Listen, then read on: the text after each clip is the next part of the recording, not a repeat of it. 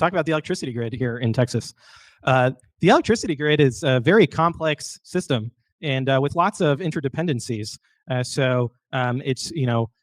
when with Winter Storm Uri, I think that there was lots of finger pointing of, oh, this caused the power outages or this caused the power outages. The reality is that in a complex system like this, when you have a giant failure like Winter Storm Uri, there is not one single cause. It's a cascading set of causes of the perfect storm, really.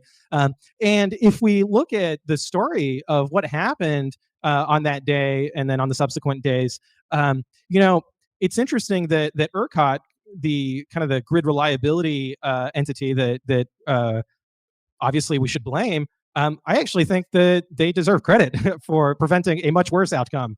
The much worse outcome would have been that the entire grid goes down for months due to all the electrical equipment getting fried. And so they really, in real time, had to make some really tough decisions in order to minimize the amount of damage done to the grid by this crazy set of circumstances from a winter storm that, I've lived in Texas for many years now. That was pretty unprecedented in my experience, and it kind of just hung over Texas for many days. So it was a bad situation. And there's lots of solutions that have come out of that for different parts of the stack of the grid. I think that the solution set that really makes the most sense and that has been most impactful is what's called weatherization. And so natural gas power plants had things freezing and causing the power plant to no longer be able to produce electricity. So weatherization should prevent that the next time there's a Winter Storm Uri. But nevertheless, it has scarred policymakers here in Texas and voters as well. Okay, so electricity markets on the grid have kind of three big parts. One is the spot market, which is kind of the real-time market of what's the price of electricity right now. The day-ahead market, which as its name implies, is kind of thinking about what's going to happen tomorrow. What I should include here that there's also long-term contracts, right? So you can buy electricity for 10 years out. And then the ancillary services markets we'll talk about in a minute. What I want to really highlight here is what's called the fuel mix, which is a little bit misleading because some of these don't have fuel, or the fuel is not what we typically think of as fuel. So in orange at the top there, you have solar. And this is over just the course of one day, yesterday, actually. And so you see that solar increases during the day and decreases at night. And then below it in blue, you have wind.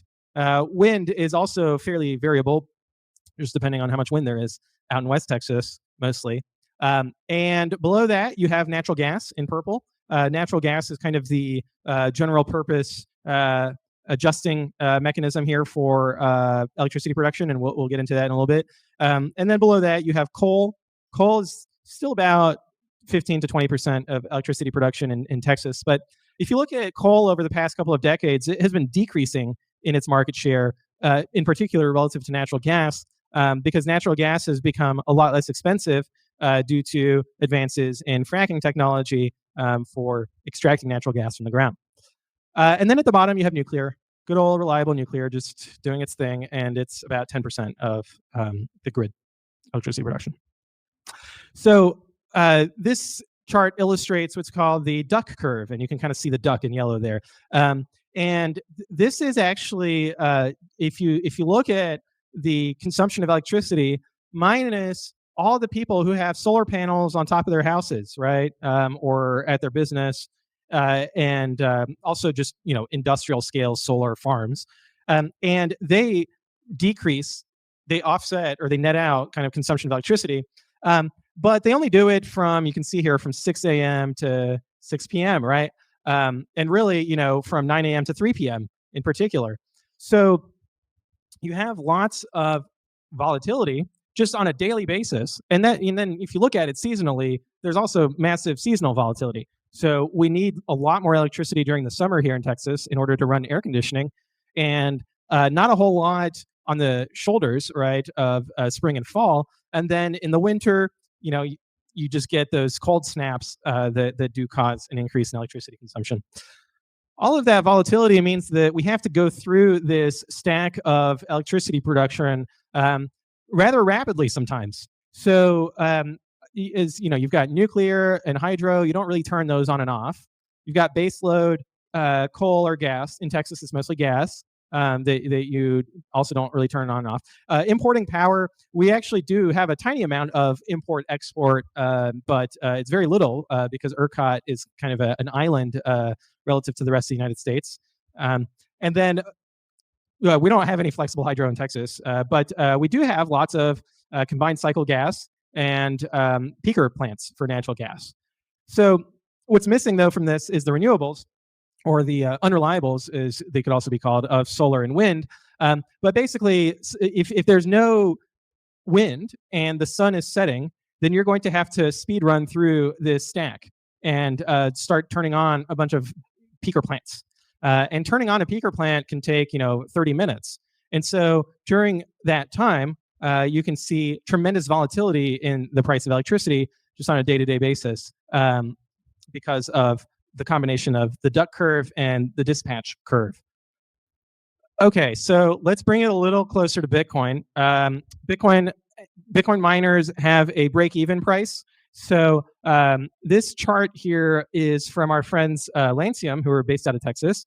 And it's basically just showing, based on the network hash rate and the Bitcoin price, what is the revenue per megawatt hour, which is also kind of what's the most a Bitcoin miner would pay for electricity. Because if they paid more than that for electricity, then they would be running at a loss on their marginal production, which would be irrational. They should turn off. So generally, the break-even price is between $100 and $200 per megawatt hour. This depends on lots of variables, but there's local variables like what's the efficiency of your miners, and then there's global variables like the price of electricity, network difficulty. Next year we've got the halving, so the break-even in theory doubles. And then you got transaction fees. So over the past 6 months, we've seen transaction fees go up and down quite a bit. So that can also affect the break-even of Bitcoin miners. Now, the interesting thing is that, as I mentioned, when we speed run through the dispatch curve due to the duck curve, the electricity price can spike. And we saw that happen over and over and over last summer in July here. This is a chart. In red, you have the locational marginal price, LMP, which is the price of electricity in this particular part of Texas. And in blue, you have the power consumption of a Bitcoin miner. So you see that when the electricity price spikes up, the Bitcoin miner turns off their power consumption so that they're not paying those really high electricity prices, which means that essentially by reducing demand during those peak times of the duck curve, they are freeing up electricity for others on the grid, electricity that's coming from that base load. And also, by selling into the market at that point, or at least by not buying, they are effectively pushing down the price of electricity for everybody else on the grid. So this is what people are referring to when they talk about Bitcoin miners providing, economic curtailment and helping stabilize the grid. Now, there's kind of three layers to it. One, as I mentioned, avoiding that high electricity price.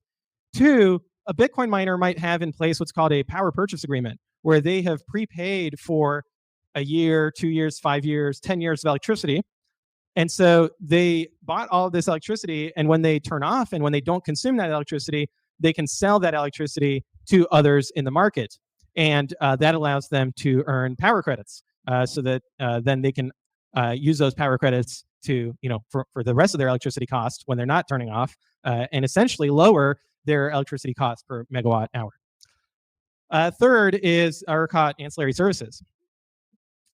So I won't get into the nitty-gritty details here, but ancillary services are basically this, supply and demand on the grid has to always balance. But when we talk about always balance, we can talk about it in the abstract, oversimplified way and say, it nets out to zero. But when you really zoom in, you realize that it's never really perfectly balanced. It's always kind of bouncing around, and there's some room for some wiggle room. And so that said, you don't want to go outside of that wiggle room, because then you start having brownouts and blackouts, and that's not a good look. So ERCOT's role is to keep the grid supply and demand inside of that wiggle room. And they do that using ancillary services, where they buy the right, but not the obligation, to control power generation and load. And so this gives them the option to turn off load, turn on load, turn off power generation, turn on power generation, so that they can fine tune the grid at various resolutions. So the kind of the smallest resolution is regulation service, reg up, reg down, which is very short time frames of needing to be able to balance the grid in very short amount of time. And then responsive reserve service, RRS, which is kind of zooming out a little bit to maybe say minutes. And then you've got non-spin, which is within 30 minutes. So that's maybe where a peaker plant, or not even so much a peaker plant, but a natural gas power plant might run at 70%, and then when they sell 30% of that capacity to ancillary services, so that ERCOT can say, hey, you now need to go to 100% so that we can stabilize the grid. And the cool thing is that Bitcoin miners, if they jump through the hoops, can participate in ancillary services and bid into them so that they can also be helping stabilize the grid for this kind of use case and competing in this market with others. But it's still should be thought about somewhat separately from the other kind of more just purely economic curtailment, which is unrelated to ERCOT telling you to turn on or off.